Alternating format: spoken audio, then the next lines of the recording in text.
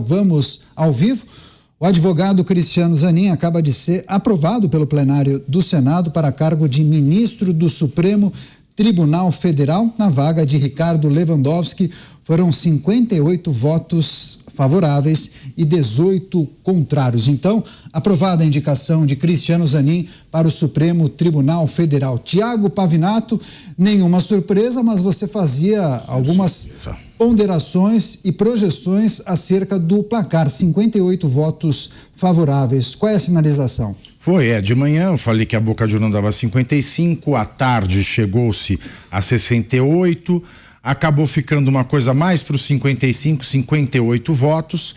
Se a gente teve na eleição do Rogério Marinho e do Pacheco, que acabou reelegendo Pacheco à presidência do Senado, 32 senadores que ficaram ali configurados como senadores de direita do Brasil, e de outro lado 49 da esquerda ou fisiológicos, porque aceitaram a bajulação do governo federal para votar no Rodrigo Pacheco, é certo que desses 32 nós tivemos aí uma debandada interessante que acabou votando no indicado do presidente Luiz Inácio Lula da Silva. Aliás, isso é importante porque já na CCJ ele teve uma votação expressiva. Na CCJ são 27 senadores e desses 27, alguém para ser aprovado para votação no plenário da Casa, do Senado, para o cargo de ministro do Supremo, precisa de 14 votos. O Cristiano Zanin ele foi aprovado na CCJ com 21. Aí foi ao plenário, é aprovado com 58 votos, portanto, 9 daqueles senadores que se imaginava que seriam da direita brasileira acabaram depositando a sua confiança no Cristiano Zanin, acabaram assentindo com a indicação do presidente Lula e foi eleito com 28 votos. Como eu dizia aqui antes, o recordista é o Fux, com 68 votos de aprovação de senadores, o Lewandowski, 63 votos de aprovação dos senadores, Barroso, 59. Então o Cristiano Zanin ele fica logo atrás do Barroso em quarto lugar, como o quarto ministro do Supremo mais bem votado pelo Senado Federal Brasileiro, com 58 votos. As últimas imagens que nós vimos da sabatina na Comissão de Constituição e Justiça, com as falas do senador Flávio Bolsonaro, foram um pouco inquietantes. Eu não sei se isso faz parte de um plano para a absolvição do Jair Bolsonaro, porque só pegando carona nesse último vídeo que nós vimos, todo mundo sabe que amanhã começa o julgamento do Bolsonaro no TSE, e o comportamento do senador Flávio Bolsonaro ali foi um comportamento de blindagem do pai. Ele usou o tempo para se portar de uma maneira em que extraísse desse que já é o novo ministro do Supremo Tribunal Federal, doutor Cristiano Zanin Martins, um posicionamento favorável a uma revisão desse julgamento do TSE. Isso porque parece interessante que, se Cristiano Zanin for declarado suspeito para julgar ações contra Bolsonaro, e há que se lembrar que a suspeição de Moro contra Lula se objetificou no momento em que ele aceitou o cargo de ministro de Jair Bolsonaro, então se valem as mesmas regras, deverão haver 10 ministros para julgar o Bolsonaro, 5-5, um empate o Bolsonaro leva. Agora, se o Cristiano Zanin se compromete a votar a favor, ele tem um placar de 6-5. Eu não sei se isso foi um cálculo, mas foi vergonhoso. Foi vergonhoso porque mostrou completa subserviência de um senador da República aos interesses próprios ou de familiares e total descompromisso com o requisito constitucional, que é o notável saber jurídico, e notável saber jurídico dos 11 ministros daquela corte, 9 não tem. 8 hoje não tem, com Cristiano Zanin 9. 9 não tem notável saber jurídico, só 2 cumprem esse requisito, que são, pelos currículos e pela formação e contribuição acadêmica, o ministro Gilmar Mendes e o ministro Alexandre de Moraes, gostam ou não deles, mas eles têm o requisito. Os outros 9, com o Cristiano Zanin, não cumprem esse requisito. Então, é uma tradição que está no Brasil desde o ano de 2005, começou com Lula, continuou com Dilma.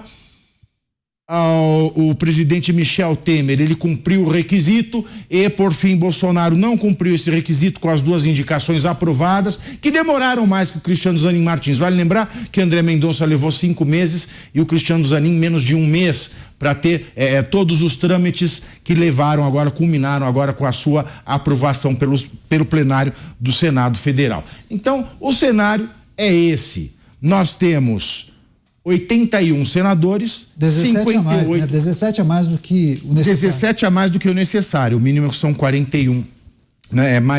É a maioria qualificada. Então, meus queridos, maioria absoluta, desculpe.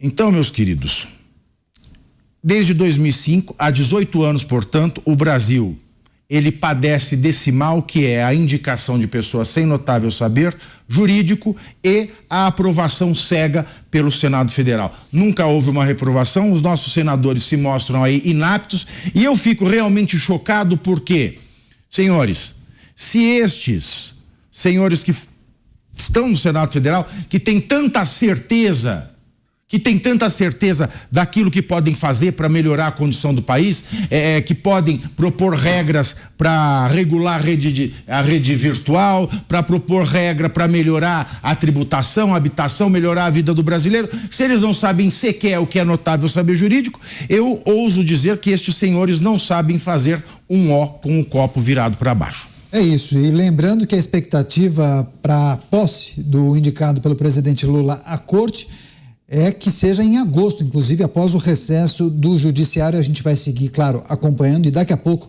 mais informações aqui na programação da Jovem Pan News. Vamos retomar o nosso contato com o Cláudio Dantas em Brasília para repercutir justamente as falas do ex-presidente Jair Bolsonaro na véspera, inclusive, desculpa, a direção está me trazendo uma informação aqui.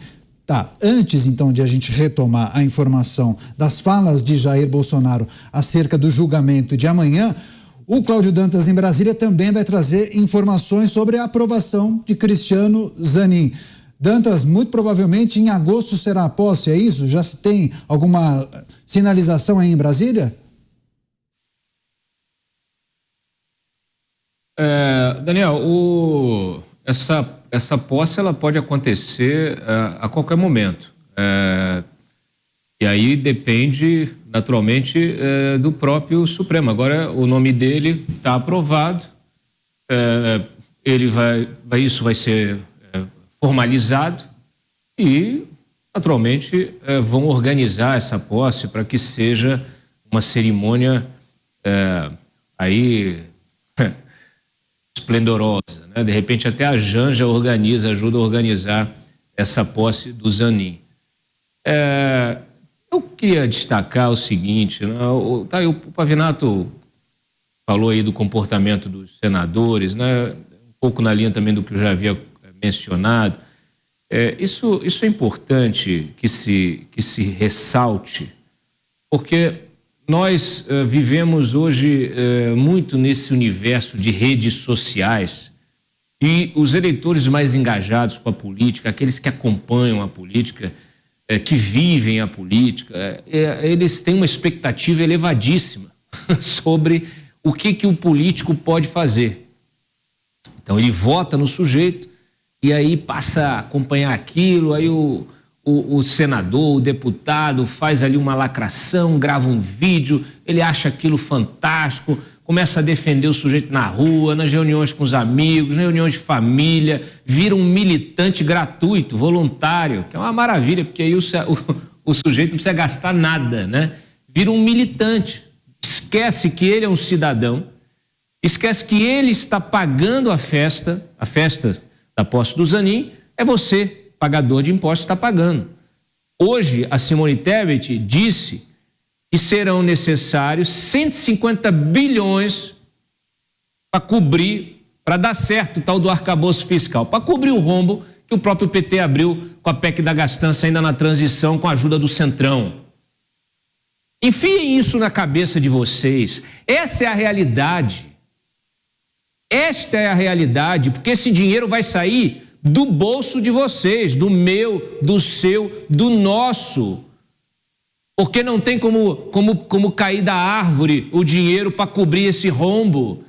Vão ter que aumentar tributo, vão ter que taxar. O Fernando taxar vai aparecer todo dia na sua porta, bater na sua porta de manhã. Toda vez que você abrir a porta para ir para o trabalho às 6 da manhã, você que chegou tarde, pegou 3 horas para ir de ônibus, 3 horas para voltar, dormiu 4 horas, comeu pouco, não teve nem condição de ver seus filhos, sua mulher, vai acordar de manhã às 6 da manhã, acorda às 4, toma um café rapidinho. Quando você sair às 6 da manhã e pegar aquela friagem, nós estamos no inverno, você vai lembrar as minhas palavras e você vai entender qual é o seu papel nisso.